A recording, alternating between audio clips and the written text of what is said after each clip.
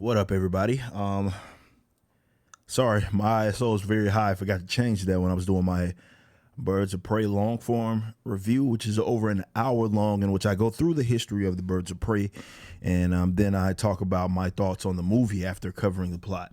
And I want you guys to go watch that. Please go watch that. I spent a lot of time on it, and it'll give you a little bit of perspective for where I'm coming from with my series of next videos. Before I started to say what I'm about to say now on like isolated videos, I wanted to make sure that the video review was already out. So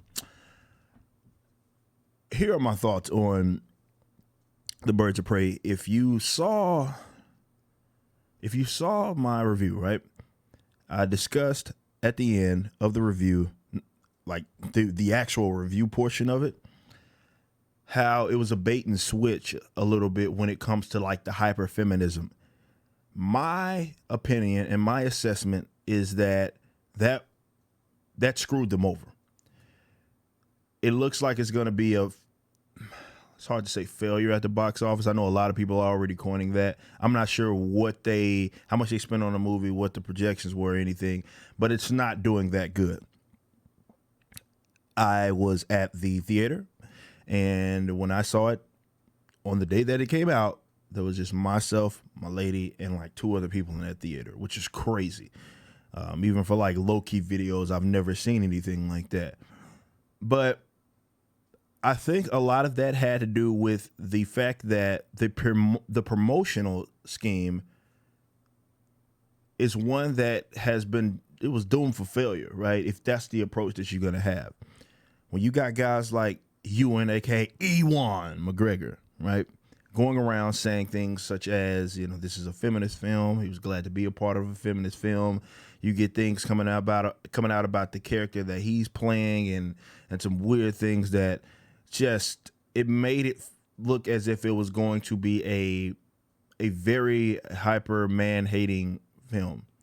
Now look, the target demographic for that film seemed to be those types, right? So I saw this, right? Like this person right here, when Birds of Prey might flop at the box office because y'all hate women. Like, this is obviously the narrative that they're going to paint. And this is the problem, though, right? They're under this impression that it's our fault. And look, the fault is on the marketing. The fault is on the actors and the actresses. That's who the fault's on. When you go into it understanding that comic book movies, action movies in general, have a big, massive male following, right? Those are the guys that are going to be more so intrigued by it. And that's just the reality of the situation. Whether you like it or not even irrelevant, or not relevant, excuse me, it is irrelevant. Whether you like it or not, it's not here nor there. It's just, that's just what the demographic is. You go to any comic book shop, for example, you'll see, not saying that you won't see girls in comic book shop all the time. It's just obviously going to be a lot more men there, because those are the guys that's like their subculture, right? Whereas to other things may be more dominated by women, and that's fine. If you are on the marketing campaign presenting it as if it's going to be a movie about female characters, making them look dumb, hating them, then that's what you're going to get, what you just got. The only time, and it's not as simple as get woke, go broke, right? That's what everybody else is going to say, but it's not as simple as that in my honest assessment. I think it's more attributed to the simple fact that, well, it's not a simple fact, but it worked once with Captain Marvel, and it may have worked for other films as well, where they kind of marketed as some way, and then they went into the end of the movie, and you see the movie, excuse me, and it's just that. It's just as it was marketed to be. Whereas the Birds of Prey, they were like, well, we'll give them a movie that's decent on the entertainment. We'll give them a movie that isn't this whole hyper feminism, because it wasn't. I talked about that in my review, where there are elements to it, but it's not as on the nose as they presented it at all, actually. But the reason why it worked with, like, let's say Marvel, is because of the situation, the placement. That's why that movie worked. I think that movie comes out in any other phase, it doesn't work. And it's also part of this extravagant universe, whereas the DC doesn't have that. They're not that reputable in that regards. It just, there's a lot more MCU fans than there are DC Extended Universe fans. That's just the reality of the situation. You can say what you will about it. I've had my thoughts, and I've told you guys where I'm at. I think DC movies get ragged on a lot more, and Marvel gets away with putting out a lot of par movies that are presented as if they're just great.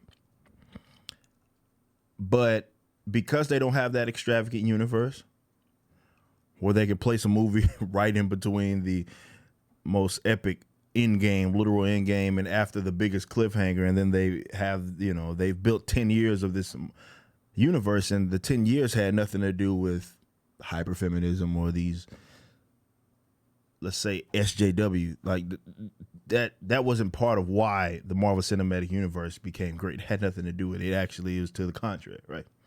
But this is where you're at. So they bait and switch you. It was a bait and switch. And by bait and switch, I mean that they took this movie, promoted it as if it was going to be hyperfeminism. The movie came out, wasn't. It was a recipe for disaster. Has nothing to do with people hating women or anything. If you put out a movie that presents itself as if, more so on the marketing side, as if it's going to be that hyperfeminism, well, why would dudes go see that? Especially dudes in the movies like that. Why would they just go out of their way to go watch a movie in which they're being like? I know Twitter and the retweets and the likes and hashtags may make you think that that's how the world is, because Twitter makes things, it amplifies things. It makes it seem like people agree with a lot of, like, someone can have 100,000 likes, and on Twitter you're like, oh man, this is crazy. But you look at it in perspective of, let's say, America that has 300 something plus million people. It's really, it's almost a statistically insignificant amount of the population. Like, you probably have way more than that in the city that you live in. That was on them. So I have my issues with the movie itself, and I have put that out there. You can go watch my videos. I've talked about it. So you combine that with how they marketed it. Of course, man, people are not going to be really interested in seeing this movie. No matter how good your Harley Quinn depiction is or anything, it's just, you're doing things and it's working the opposite way. Right, you're trying to move that way, but what you're doing is having you move backwards. It's a bait and switch. It's a bait and switch because the movie itself, it's not necessarily as bad from the, let's say, hyper-feminist perspective that I thought it would be, or that not necessarily I thought. Like, a lot of people anticipated. Let's say that. So if you think that it's going to be that, I don't blame you for not going to see that movie. But that's on them, and they got exactly what they deserved in that regards.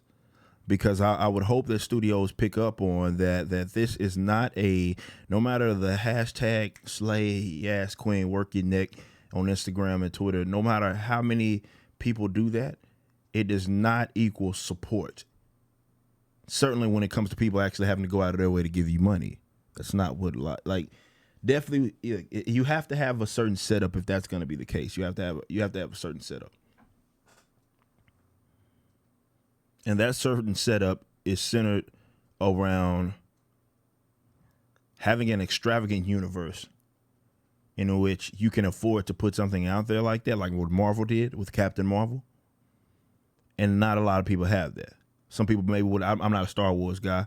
But some people I've seen people make that argument as far as Star Wars, right? You have this extravagant, I cannot do no wrong universe, and it allows you to do stuff like that.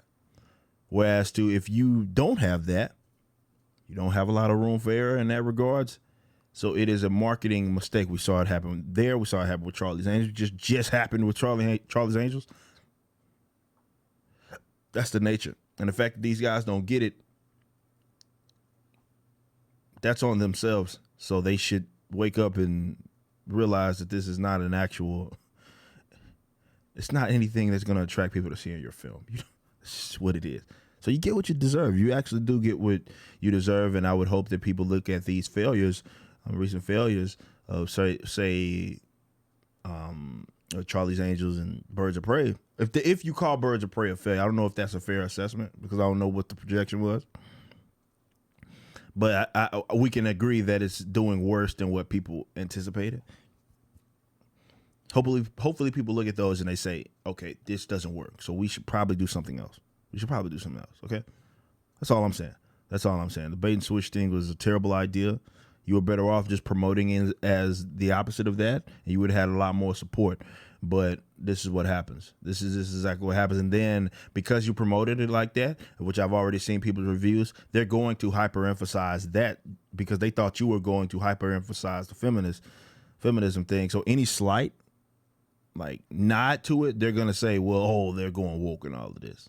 Even if I don't necessarily agree with that, you get what you deserve, man. Like, you get exactly what you deserve.